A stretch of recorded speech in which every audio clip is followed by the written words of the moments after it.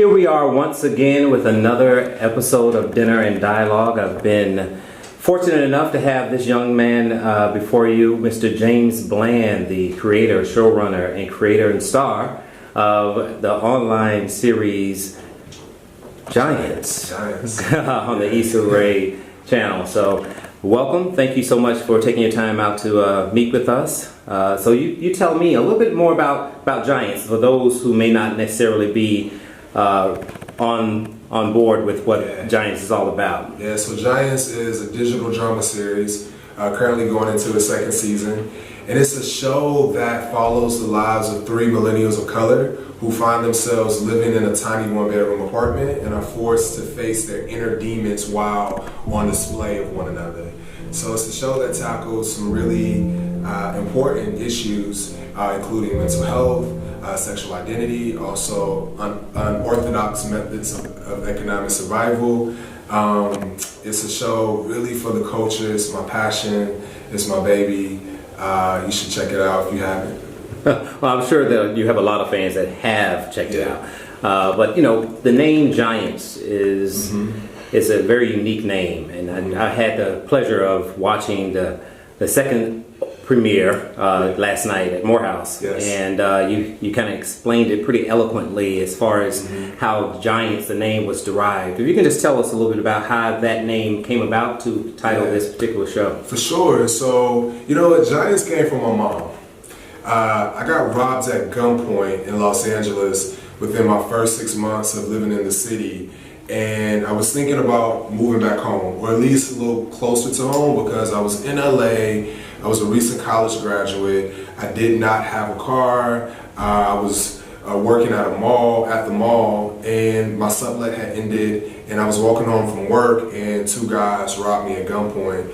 And it was a situation where I had a choice. I could kind of pack my bags and say, you know what, LA is really beating me up, and I need to cover and find refuge, or I could really stay and fight.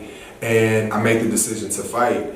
And when I would talk to my mom about that situation, she likened me to David in the Bible and how David fought a lion and he fought a bear prior to fighting the giant.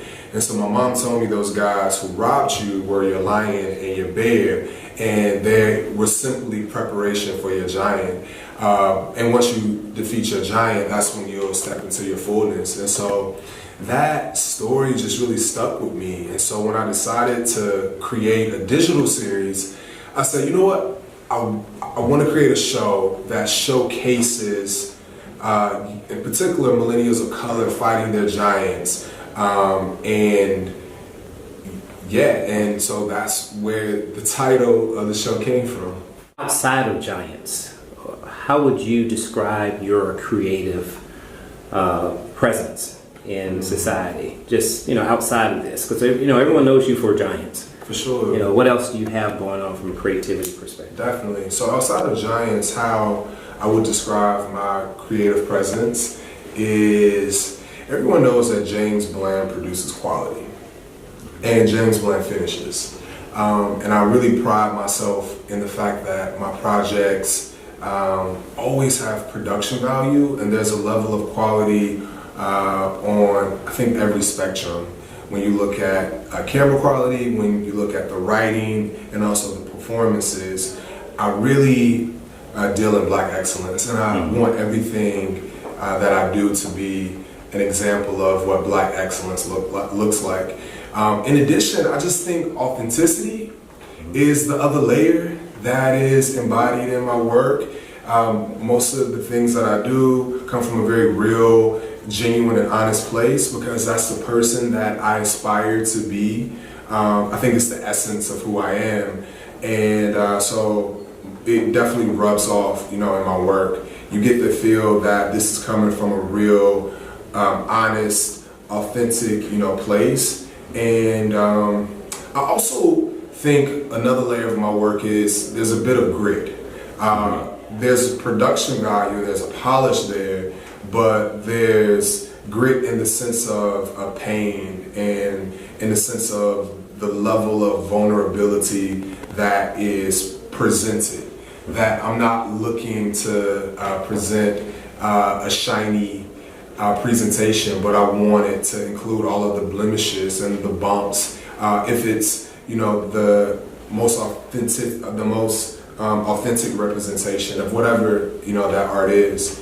And so that's how I would describe, you know, my work overall. Okay. All right. Well, with that level of authenticity, is there an area of subject matter, if you will, that you really want to delve into because you've dealt with mental illness, you've dealt with sexual identity and things of that nature? Is that something that you said, man, I really want to bring this to the forefront, and because I think it would resonate? Yeah, you know, I would love to create a project that really deals with blackness in America and social injustice in America. Being a graduate of Florida A&M University, I had the privilege of participating in quite a few student activism projects while I was in school, and I had the experience of marching for Martin Lee Anderson, who was a young, I think 14-year-old black boy who was killed in a Bay County boot camp, and that was prior to Trayvon Martin. And when Trayvon Martin was killed, I was actually living in Los Angeles, and I flew home to Florida to march with the same friends that we had marched with for Martin Lee Anderson, and we literally marched 3 days from Orlando, Florida to Sanford, Florida. And I've always felt as if I wanted to write a story that really dives into the psychology of not only activists, but also the family of victims who were killed at the hands of police officers. I love Fruitvale Station, and I'm always deeply moved whenever I read a story from Sandra Bland to, you know, Michael Brown to Tamir Rice, and I definitely feel as if there is a project in me that deals with those issues. Okay, with Giants being on Issa Rae's channel and Jussie Smollett being executive producer, they have pretty significant influence. How did you become involved in being associated with those two individuals? Yeah, so Issa and I met 7 years ago. Okay. And she was doing Aqua Black Girl.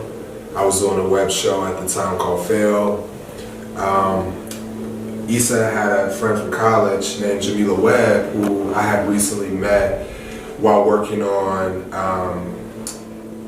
you know what, I was gonna say Jamila and I worked on a web series together, but we actually, she somehow discovered, you know, my web show Fail, and she connected Issa, you know, and I, through kind of a think tank type of a session where we sat down and we shared our experience creating content for the web. Fast forward, you know, Issa and I stayed in touch. Jamila Webb and I then started working on a web series together called Debt Collectors, and then Jamila spearheaded a meetup called We Are the Web, and it was, again, a think tank of black content creators who were all creating content for the web, and Issa was a part of that. And yeah, that's how, you know, we met and got connected. And then with Jussie, Jussie and I have been friends for a number of years, you know, both being actors and creatives in Los Angeles. And we both would volunteer with a nonprofit called the Rujan Foundation in Jamaica every year. And so when Giants was wrapping up production on season 1, we launched a crowdfund campaign to raise money to get us across the finish line. And by that time, Jussie, I think, yeah, definitely season 1 of Empire was complete. And so he was an international star, you know, by this time. And so Jussie stepped up to the plate, and he helped us get to the finish line for our crowdfund campaign, and that made him an executive producer of the show, and he's been rocking with us ever since. Really good. Really good. You glad you got it? Yeah. Like that it's going to have longer episodes. Because, you know, just when you get into it, you like, you go to the refrigerator and come back, it's like, yeah, but that's awesome. With an hour-long season finale, you said? Nice, nice. That's great. So much. That was so good. It was amazing. Ooh, is it time for a nap? Yeah. Any thoughts about going big screen, larger projects? Most definitely. You know, it's funny. Prior to doing Giants, my focus was on doing a film. Okay. I was like, I got to do a feature. I got to finish a feature script, and I was really working to get into the Sundance Writers Lab. It was unsuccessful. I had two projects that I was developing. One was a romantic comedy that was based off of a short film that I did called Coco Love when I first moved to LA. And then I started working on this script that centered around superhero. I'm also like really obsessed with this idea of being a superhero or having supernatural powers. Okay. X-Men was my favorite cartoon growing up, and I would often fantasize about being a person with superpowers. And so I definitely have a superhero film in me somewhere. And now I done fucked around and saw Black Panther. So, bro, you already know, like, I'm so inspired. Yeah. And I'm going home and I'm putting Black Panther, the sequel, on my vision board because I want to be attached to that film in some shape, form, or fashion. I definitely need a first class ticket to Wakanda. Okay. All right. Well, you know, you're essentially in Wakanda because it was shot 80% shot here, so you know, essentially we in Wakanda. So you know, so that's cool. I'll take that until I can get on the set. Yeah. Okay. I'll settle for Atlanta. Okay, that's good. That's good. Chocolate City, you know. Yeah. Absolutely. So this series, this stage in the interview, I like to call rapid fire. Okay. So I'll just shoot a question out, phrase out, and you just tell me the first thing that comes to your mind. All right, cool. You know, you said you want to create a superhero movie. So what would be that character's superpower? Bulletproof. Oh, okay. Damn, I guess Luke Cage already has that, and technically the Black Panther has that as well. So if I had to create another superhero or another power, maybe the ability to camouflage into his surroundings. I know that exists already. I wish I had like a power that nobody else has. He would definitely be able to fly. And I'm also kind of obsessed with this whole idea of being able to move shit with your mind. So whatever that's called, like he'll have that as well. Telepathic ability. Yeah. Okay. All right. So what would you say your favorite food is? My favorite food, dinner dialogue. Soul food. Soul food. Yeah. Okay. Anything in particular? Mac and cheese, all of it. yams, cornbread, pot roast, or some catfish. Okay. Now, do you cook at all? A little bit. A little bit? Yeah. Okay. You being modest about it? Just like a little bit? Literally just a little bit. Literally just a little bit. I can cook, but you know I wouldn't call myself a cook. But I can make a few dishes. Okay. So do you prefer a flight around the world, or would you prefer a road trip? A flight around the world. Flight around the world. Yeah. Okay. All right. Any places? I know you do quite a bit of travel. Is there a favorite location or locale that you? Cape Town. Cape Town. Okay. Or Bahia. Okay. All right. Yeah. I haven't been to Bahia. I've been to. Man, I love it. Ipanema and Brazil and so Rio's cool. I fell in love with El Salvador when I was there. Okay, nice. Okay, now if you had your choice of selecting a leading man and leading woman in a movie that you produce and create. Okay.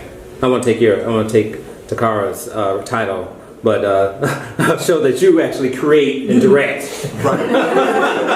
let me switch that up a bit. Who would that be? Wow, this is a great question. A leading man, I'm gonna go with Chadwick.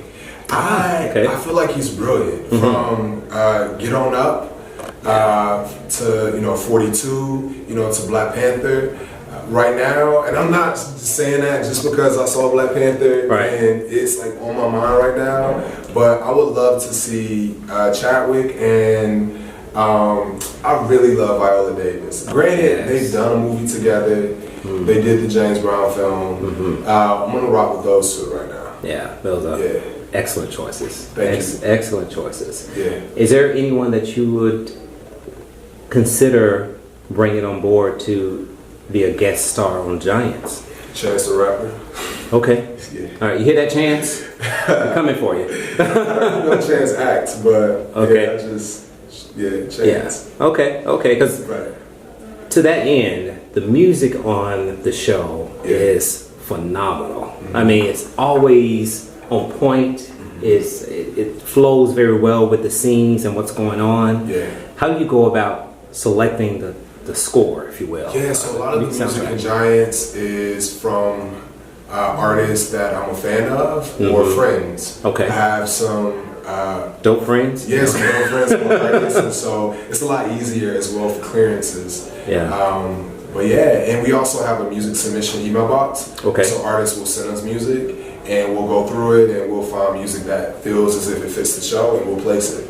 Okay. All right. What would you say has been your most challenging scene to play? Yeah, so you've had quite my most challenging scene to play in Giants, right? This season was a conversation with my mom about my deceased father. Okay. So what would you say is next for Giants? I know the second series. Season 3. There you go. Next. Okay, season 3. Well, you know what? Before season 3, an international screening tour. Okay. Is what's up next. We, of course, launch the show tomorrow, and the show will begin its run, on Issa's YouTube channel. So it's technically a worldwide premiere with YouTube. Folks all over the globe can access YouTube. However, I really want to take the show to a few countries, be able to do some Q&As, meet, greet, and shake hands with the people. Right. Okay. Well, who would you say has been your greatest influence? My greatest influence in film or just in general? In general. Man, that's a really great question. These are like questions you don't really think about until you get asked.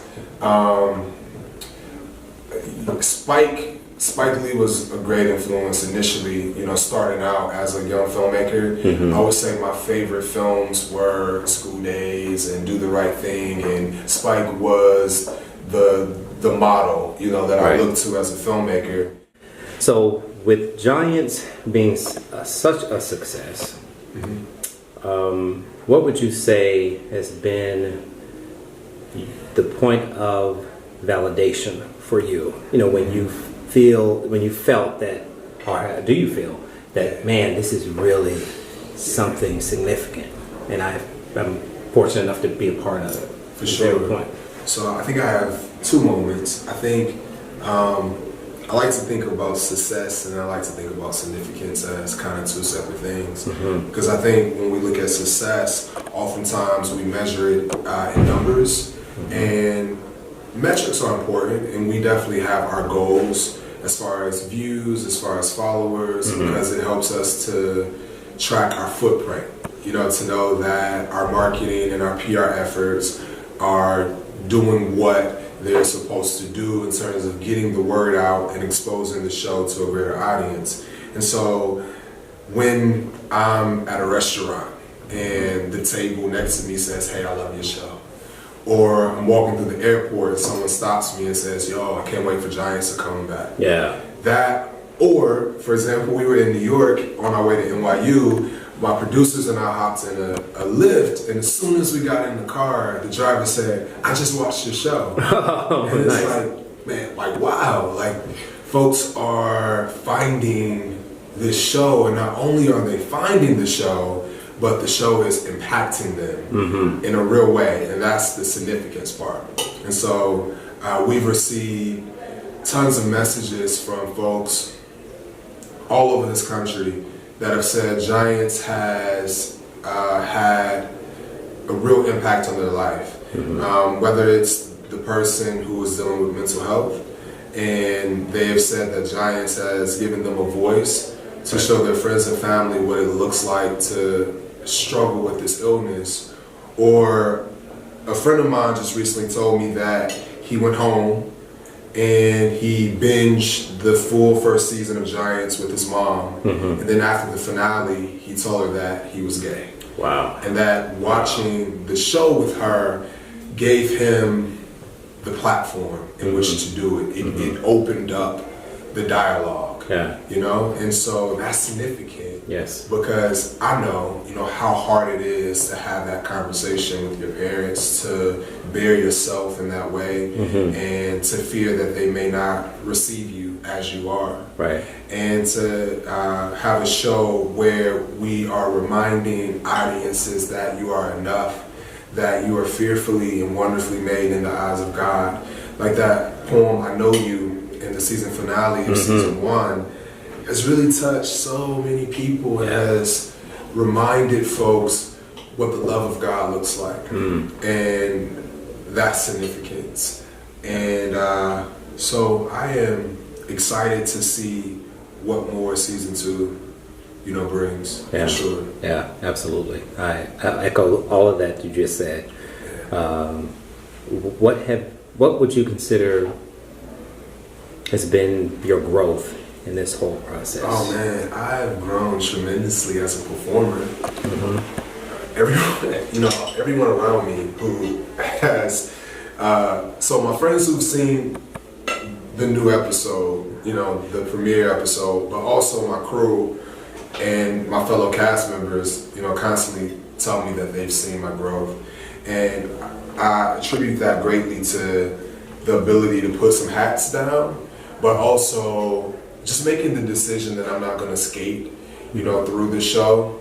Because it is my show, and with season 1, I wrote every episode, it was easy for me to show up and just go through the motions because I wrote the script. And so not only, for the most part, do I know these words, but I'm also the creator, so I had the permission to change words. So there was a level of flexibility that I rested on. I think season 1, I think in season 2, I brought on a new director for every episode, and so it allowed me the freedom to not have to worry about angles and a shot list and setups, and I just did not worry about what the camera was doing. The only thing I had to think about, well, I'm lying when I say it's the only thing that I had to think about, because I'm still the showrunner and the producer on the show, so my mind is constantly moving and racing while we're in production and I'm in front of the camera. But at least I had one less hat, you know, on season 2, and it made all the difference. But in addition, I did more work. You know, season 2, I spent more time with Malachi when I wasn't in front of the camera. I really decided what his motivations were. I gave him a deeper backstory, and I allowed myself to sit in the emotions, you know, of Malachi. And that also made a great deal of a difference once I stepped in front of the camera, because I was pulling from a real place. And if I can quote, I don't want to fuck this quote up, but I was reading on the way here an article that Chadwick did, and he said he initially aspired to be a writer-director, and I thought that was it for me, because acting was hard for me.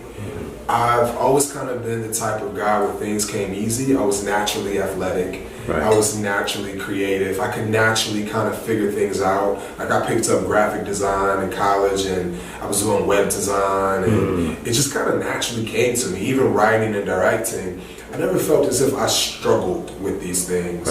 But acting was different. I struggled. I did not feel accomplished. And I really feared if I could deliver a decent, you know, performance. However, I could never shake the desire. And I realized that, and not even really knowing why God had placed that desire inside of me, but the more and more I did it, I realized that becoming a better actor was allowing me to become a better person. That there were things that I needed to let go of. I needed to learn to open myself up and to shake off the weight, that I was carrying from being a black man, in this country, and this idea that I could not be vulnerable or open or sensitive, this idea that I had to be this masculine shell of a man, and wanting to portray an image that I think society tells us we have to be, right. and not want anyone to mistake me for anything less than the shell that I am presenting. And I've learned to take off the mask, and as an actor you really have to take off the mask. So if I can come back to this quote from Chadwick, he said I had the opportunity to study at Oxford, and he learned that acting is less about doing and more about being. And when you can learn to just be, right. And not try to do the action or do something that makes me appear sad or angry, but just right. be. Yeah. Like be the emotion. Then you're an actor. Yeah. You're a damn good actor. Yeah. That allows a level of authenticity for sure to go along with that. Yeah. So I grew in that way. Okay. And I'll carry that for the rest of my career. The things that I learned this season on Giants, and also to trust myself.